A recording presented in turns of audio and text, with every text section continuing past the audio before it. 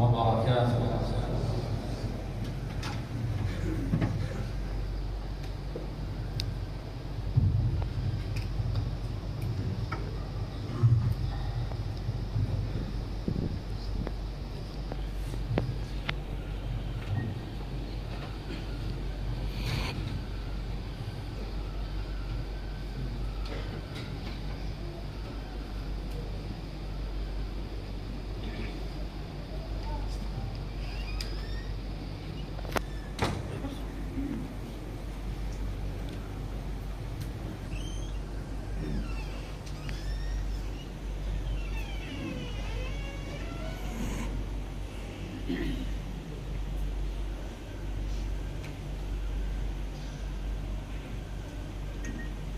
إن الحمد لله نحمده ونستعينه ونستغفره ونعوذ بالله من شرور أنفسنا وسيئات أعمالنا. من يهده الله فلا مضل له ومن يضلل فلا هادي له، وأشهد أن لا إله إلا الله وحده لا شريك له، وأشهد أن محمدًا عبده ورسوله. يا أيها الذين آمنوا اتقوا الله حق تقاته ولا تموتن إلا وأنتم مسلمون. يا أيها الناس اتقوا ربكم الذي خلقكم من نفس واحدة وخلق منها زوجها وبث منهما رجالا كثيرا ونساء، واتقوا الله الذي تساءلون به والأرحام، إن الله كان عليكم رقيبا. يا أيها الذين آمنوا اتقوا الله وقولوا قولا سديدا يصلح لكم أعمالكم ويغفر لكم ذنوبكم، ومن يطع الله ورسوله فقد فاز فوزا عظيما. ألا وإن أصدق الحديث كتاب الله تبارك وتعالى، وخير الهدي هدي نبينا محمد صلى الله عليه وآله وسلم، وشر الأمور محدثاتها، وكل محدثة بدعة، وكل بدعة ضلالة، وكل ضلالة في النار. أما بعد عباد الله، فإن الواجب على المسلم أن يخلص في كل أعماله لله رب العالمين مبتغيا وجه الله بذلك، فالإخلاص من أعظم العبادات القلبية التي يظهر أثرها على اللسان والجوارح، وبه يتميز العمل المقبول من المردود.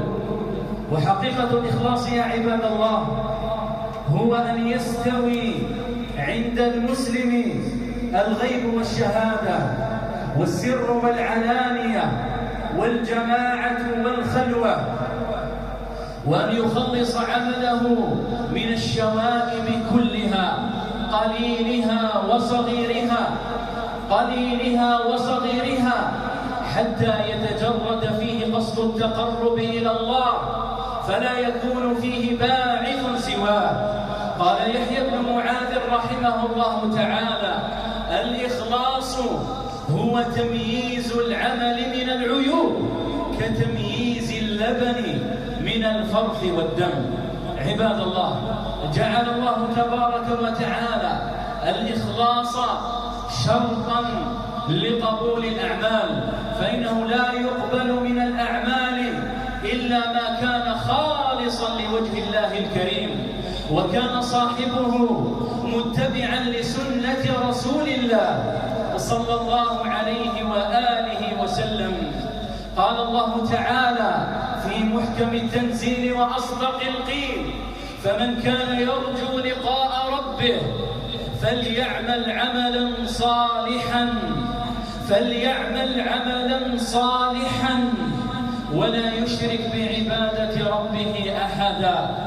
قال الفضيل بن عياض رحمه الله تعالى: العمل الصالح هو أخلصه وأصوبه، فإن العمل إذا كان صالحا ولم يكن صوابا لم يقبل، وإذا كان صوابا ولم يكن خالصا لم يقبل، حتى يكون خالصا صوابا، حتى يكون خالصا صوابا. والخالص ما كان لله عز وجل، والصواب إذا كان العمل على السنة.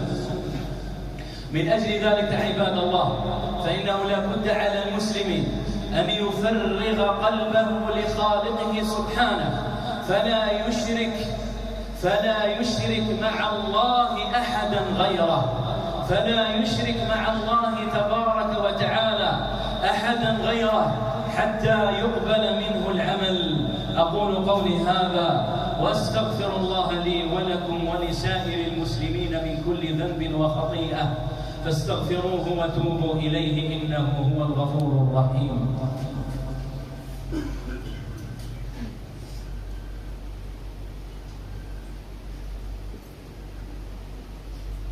الحمد لله رب العالمين، والعاقبة الحسنى للمتقين، ولا عدوان إلا على الظالمين، وأشهد أن لا إله إلا الله وحده لا شريك له، بعث أنبياءه ورسله مبشرين ومنذرين، وأشهد أن نبينا محمدًا عبده ورسوله الصادق الوعد الأمين، صلى الله عليه وعلى آله الطاهرين، وعلى سائر من اقتفى أثره واتبع منهجه بإحسان إلى يوم الدين.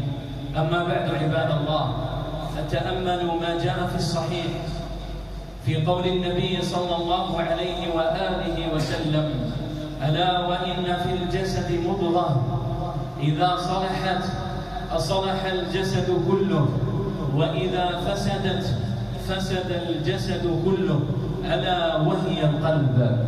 فهذا إخبار منه صلى الله عليه وآله وسلم بأن صلاح القلب مستلزم لصلاح الجسد، وأن فساده مستلزم لفساد الجسد. قال الإمام سفيان بن عيينة رحمه الله: كان العلماء فيما مضى يكتب بعضهم لبعض بهؤلاء الكلمات: من أصلح سريرته أصلح الله علانيته، ومن أصلح ما بينه وبين الله أصلح الله ما بينه وبين الناس، ومن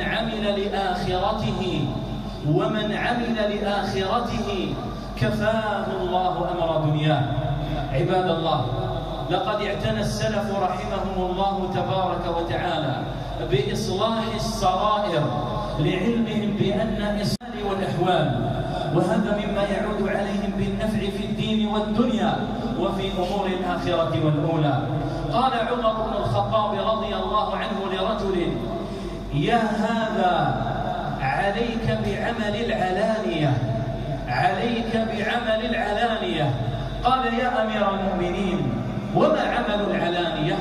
قال: ما إذا اطلع عليك لم تستحي منه، ما إذا اطلع عليك لم تستحي منه.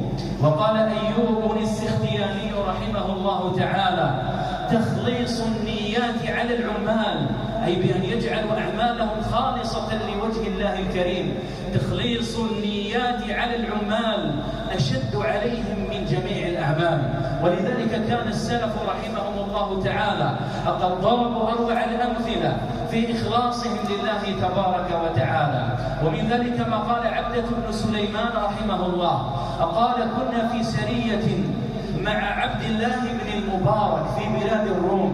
قال: فصادفنا العدو، فلما التقى الجمعان خرج رجل من العدو فطلب المبارزة، فخرج إليه رجل أي من المسلمين.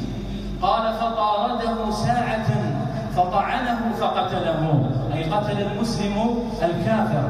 قال: ثم خرج إليه آخر فقتله، ثم خرج إليه آخر فقتله. قال: استحم الناس على ذلك الشجاع المؤمن الذي كان يلحق الهزائم بصفوف الكفار. قال: فازدحم عليه الناس، وكنت في من ازدحم عليه، فإذا هو يلثم وجهه بكمه، أي كان يغطي وجهه.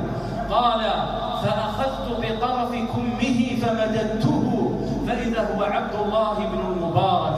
قال فالتفت إلي وقال وأنت يا أبا عمرو ممن يشنع علينا.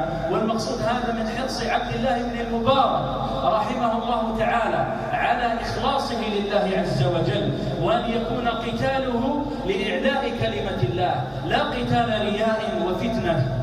ولذلك لما سئل النبي صلى الله عليه وآله وسلم عن الرجل يقاتل شجاعة ويقاتل حمية ويقاتل رياء أي ذلك في سبيل الله، فقال صلى الله عليه وآله وسلم من قاتل لتكون كلمة الله هي العليا فهو في سبيل الله. نسأل الله تبارك وتعالى أن يجعلنا من المخلصين ومن الصادقين. اللهم إنا نسألك العفو والعافية والمعافاة الدائمة في الدين والدنيا والآخرة. اللهم أصلح لنا ديننا الذي هو عصمة أمرنا، وأصلح لنا دنيانا التي فيها معاشنا، وأصلح لنا آخرتنا التي إليها معادنا، واجعل الحياة زيادة لنا في كل خير، واجعل الموت راحة لنا من كل شر. اللهم اشف مرضانا ومرضى المسلمين، اللهم اغفر للمؤمنين والمؤمنات والمسلمين والمسلمات الأحياء منهم والأموات.